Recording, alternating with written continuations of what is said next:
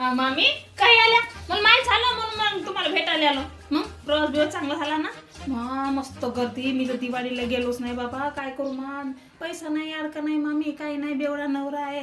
काय धड नाही. नवऱ्याचं सगळं माझं नाच झालं मामी. सगळं माझं नाच झालं. काहीच म्हणून चांगलं नाही झालं मामी माझं. काहीच म्हणून चांगलं नाही झालं. माझ्या बापाला माझं वाटोडच केलं बाई मामी.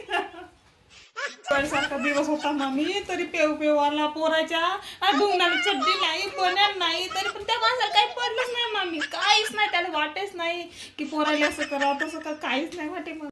काय नको रडू म्हणता मामी. रड नाही तर काय येईल मला सांगा मला. बाई चाय तरी बनव ना. कोणी आलं समजत नाही का तुला. येऊन पहा मामी माझ्या घरी. काहीच नाही. नाही लसूण ना जिरं ना तेल.